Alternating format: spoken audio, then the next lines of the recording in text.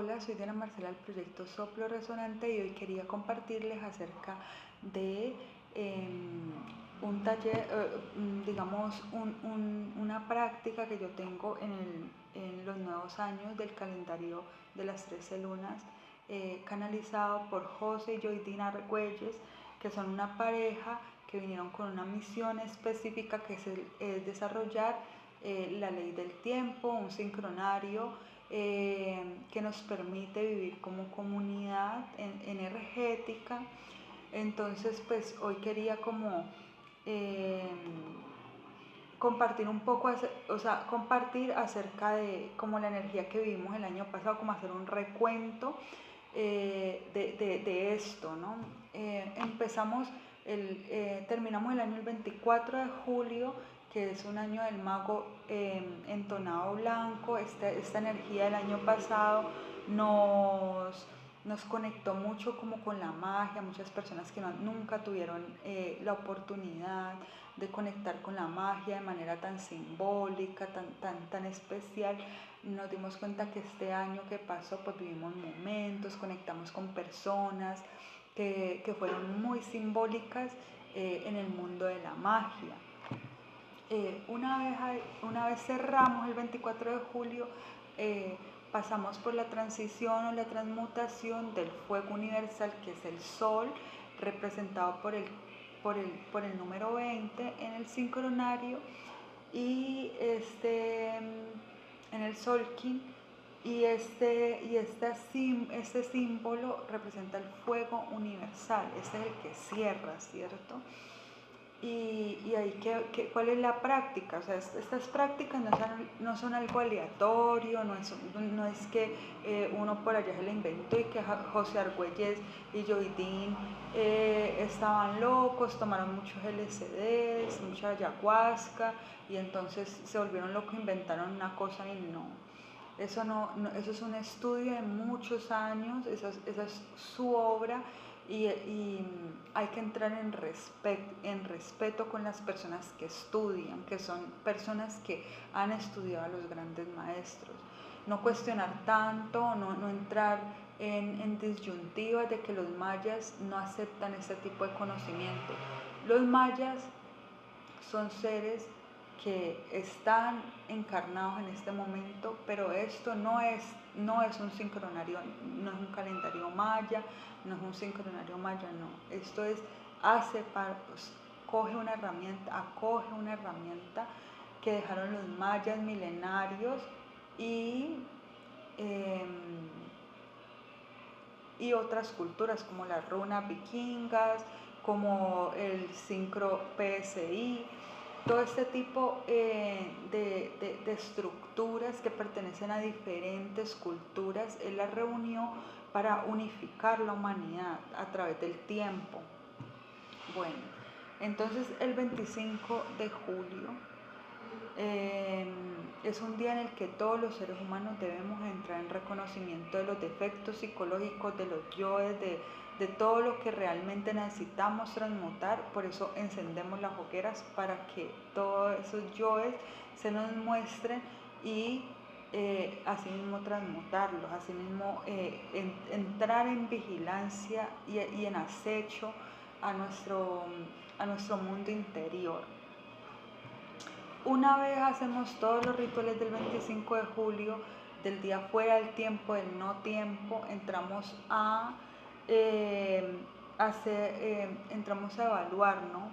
Digamos, la energía de la tormenta rítmica es una energía disruptiva, es una energía que acelera procesos, es una energía que cataliza, que remueve energía. Por eso en esos tiempos es muy normal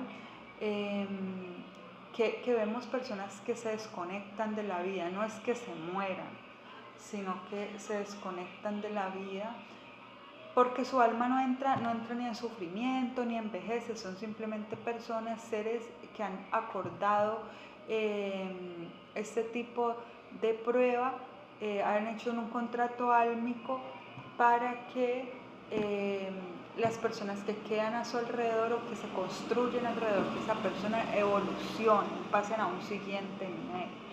Entonces, es muy, muy importante que en este tiempo entremos en una sintonía de mucho respeto, de mucha eh, altivez frente a la muerte.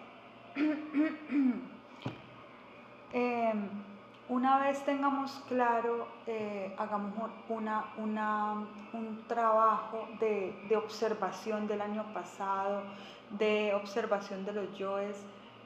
Vamos a pasar a hacer una lista de, digamos, de propósitos, de cosas que queremos trabajar para eliminar los yoes. He descubierto que definitivamente se tienen que sacrificar, hacer actos de sacrificio, hacer pagamentos. Si nosotros como seres humanos queremos ver realmente un cambio, debemos empezar a hacer sacrificios y pagamentos todo el rato. Así no queramos, así nos dé pereza, así las redes sociales nos absorban. Entremos en una frecuencia de estudio real y de práctica, porque es este momento en el que tenemos que vivirlo, no hay otro momento. Y si no lo hacemos ahora, nosotras y nosotros, va a llegar el momento en el que la tormenta magnética comience con su punto máximo, ¿sí? Y entonces se nos van a salir todos los demonios, la rabia, la pereza, la gula, la ansiedad, todo eso, y vamos a cometer errores que nos va a pesar en el alma. De verdad que hay que trabajar, hacer el trabajo, y una vez tengamos claro, pasamos a hacer la lista de trabajo interior, de eliminación de los yoes, la lista de trabajo físico, porque el cuerpo es una máquina biológica muy bien creada, pero es un cuerpo que no admite el sedentarismo, o sea, es un cuerpo que no está diseñado para estar quieto durante horas, y el sistema de alguna manera nos ha hecho seres sedentarios, seres que no están en movimiento o que han disminuido su conexión con la naturaleza, que tenemos prácticas sexuales que ya no van más también. Entonces, una vez ahí entramos entrar en ese trabajo físico de nuestro cuerpo, y luego pasamos a ese trabajo también de la materia, que queremos materializar. Muchas gentes hoy en día se ríen de las personas que de pronto consiguen las cosas con un mínimo esfuerzo. Realmente eso es cuestión de magia. La magia no se puede explicar.